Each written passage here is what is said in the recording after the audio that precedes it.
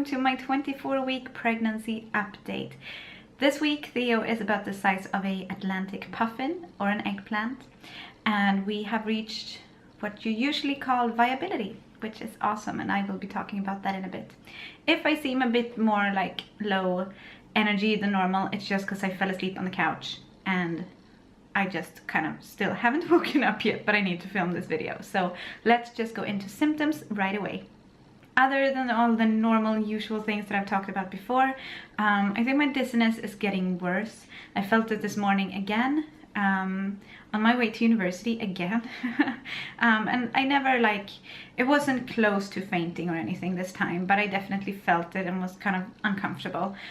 I actually have an appointment with my midwife tomorrow, a pre-scheduled one, so I figured I might as well just wait for that, and then I'm gonna make sure to ask lots of questions about this and take my blood pressure, because I think that this is probably because of low blood pressure. Possibly it's becoming even lower than it was last time, and just kind of check with her how we're gonna tackle it. As far as I've read, there's not much I can do except drink a lot of water, which I'm already doing, and just, I don't know, not put myself in situations where, I don't know, that sounds weird because I can't not go to university, so I can't really do anything about it, but we'll see how it goes. I will update you next week on how my appointment tomorrow went, or is gonna go, or whatever. Another symptom is numbness in my hand. I don't remember if I talked about this before, but a couple of weeks ago my hand kind of went numb a few times. I think it was throughout a morning, maybe a few hours, and it just went numb over and over again. It was so weird. And then this weekend, I think it was the same hand, it kept falling asleep. That's what you call it in Swedish. I'm not sure if it's called something else in English, but you know, if you sit on your hand, or if you just have bad circulation to a body part, it can kind of go numb, so you don't really feel it, and then when you start moving it, it feels like needles. That's how I felt, and I wasn't sitting on it or anything. I think I was lying on the couch and I had my hand on my stomach, and 4 times it fell asleep. So that's kind of weird to me as well. So I think all of this probably has something to do with the fact that as a pregnant woman I have more blood in my body, and maybe the low blood pressure is contributing as well. I'm not sure, but again, I'm gonna ask about it tomorrow, just to make sure. I have also started feeling a lot more itchy, especially on my belly, which isn't very uncommon or strange, because obviously the skin is stretching, but I think just in general I kind of feel itchy on my legs and on my feet and stuff. Not much I can do about that either, I think, but I'm gonna start rubbing lotion on my stomach, not because I think it's gonna help with stretch marks, but because as far as I've heard, that's probably just genetics mostly, and you can't do much about it, but just for the itching, and maybe if the skin is more hydrated, it won't itch as bad. So that's something I'm gonna start doing. I had another symptom. What was it? Oh yeah, I'm just generally feeling heavier, and as I said last week, I'm feeling more not pain, but just more uncomfortable in general, and I definitely feel much more heavy than I did with Tyrion. I don't remember specific weeks or months with him, but I kind of feel already like I did at the end of the pregnancy with Tyrion. Not exactly, but still, I don't know. I feel like this far into the pregnancy, or this not far into the pregnancy, I shouldn't be this uncomfortable and heavy and big, but I am. So that's just something I have to deal with. But yeah, I definitely take notice of the belly a lot more now, and I can't sit the way I normally do sometimes because the belly's in the way and that kind of thing. And it's exciting too, because obviously the belly is growing and that's fun. So yeah, it's both good and bad, I guess. And to do with that, the weight thing, last week I said that I might not weigh myself this week because I don't want to get stressed about it, but I did weigh myself this morning because I was pretty calm, and I was like, oh well, if I've gained weight, I have, and it's not the end of the world. I am pregnant, I'm supposed to gain weight, and this will be okay. And I hadn't. I actually lost weight, almost nothing, like a fifth of a pound or something, but still I had not gained anything, so that's kind of good. And I'm not doing super good with eating healthy, I'm eating healthy food, but I'm also eating snacks, so I'm not doing very good with the snacks, but I have been doing better with exercise, so that felt very good, that I could kind of tell on the scale as well. Scales. And like I said before, week 24 is now over, because I went into week 25 today. If there's anyone watching that doesn't know what that means, that basically means that, as far as I could find online, because there's kind of different definitions, but there's a bigger chance of the baby surviving if it was born now than it not surviving, or at least 50-50. What I could find on Wikipedia, which isn't super reliable, but what I could find was that different, like, different, what's it called?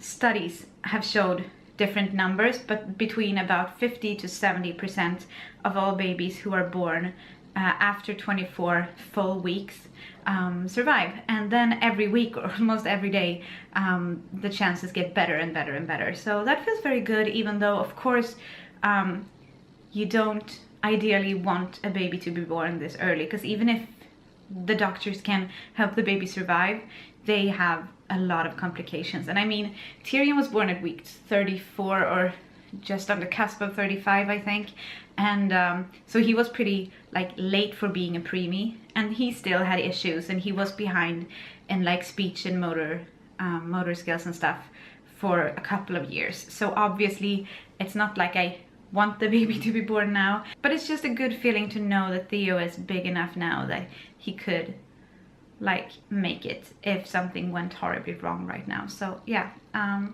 that's a milestone, I think. And the last thing that I wanted to talk about today is my birth plan. I kind of teased this last week that I was going to start talking about it, and I thought today I'll just go over kind of how it works in Sweden. First off, we don't have to have a birth plan or anything. I don't think anyone does, but you can write a delivery letter, is what we call it in Sweden at least.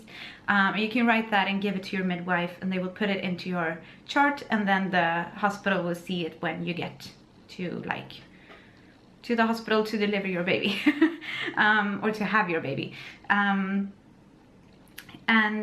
didn't have one for Tyrion. I didn't have time to write it because he was early, like I said, so I'm sure my midwife would have asked me about it if I went further along in the pregnancy, and I think they always do ask if you want to write something, but I never did. This time I want to do that, but the thing that also goes into this is that I'm very afraid of giving birth, and giving birth vaginally specifically.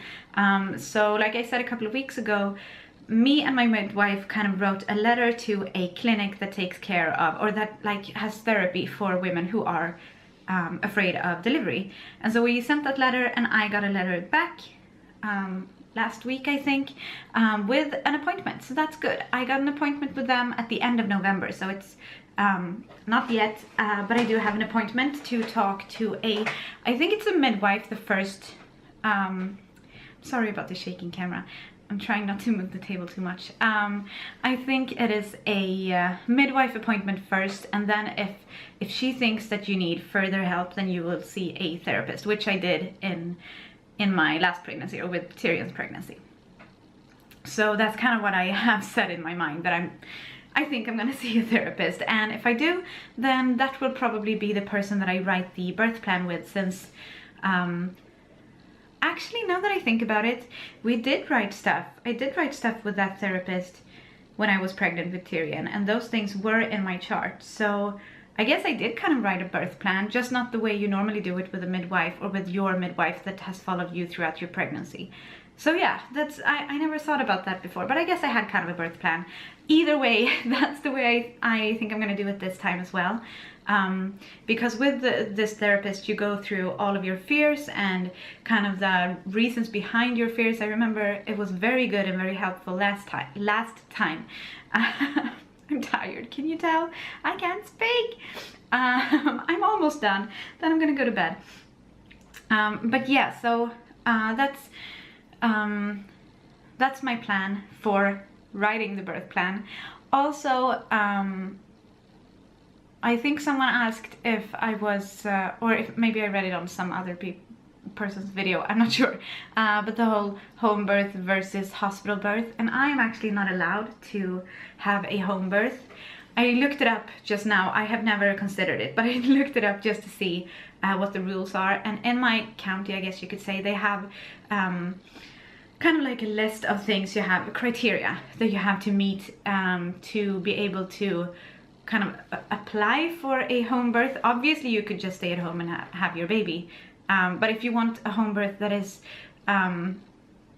supported by the hospital, which means that they send 2 midwives to your house, then you need to kind of apply for it. And the main thing that I am not like qualified for is that because you have to have had a baby before, which I have, but that pregnancy and delivery has to have been normal. And since Tyrion was early, I just assume that that's not considered normal, since they also don't know why he was early. So I wouldn't be able to have a home birth with midwives and like support from the hospital and stuff, which is fine with me, because like I said, I'm scared. I'm not scared of hospitals, that's not the issue. I'm scared of like complications and pain and stuff like that. So I definitely need a hospital. So I guess that's the first thing that I can tell you, that will definitely be in my birth plan. No home birth here. I'm gonna go to the hospital as soon as I get to, once my what do you say, once I go into labor. They don't allow you to come in right away. You kind of have to labor at home for a while, because they are short-staffed in Sweden, especially here in Stockholm, and they don't have a lot of spaces at the hospital, so they usually want you to wait for a bit. But yeah, as soon as they let me come in, I'm gonna go in, and next week we can talk more about like pain relief and that sort of thing. But I think that's it for today, so let's go ahead and look at the belly. So I'm wearing a black shirt, as you can see, which probably isn't ideal, but yeah, here's the belly from the front. Can't see much, but there's a nice little belly here, and from the side, and I feel like it looks smaller today than it normally does. I don't know why. We just had dinner, so it should be at its biggest, but yeah, this is the belly right now. Please like this video if you liked it, and subscribe if you want to see more of our daily vlogs, and we will see you tomorrow. Hej då!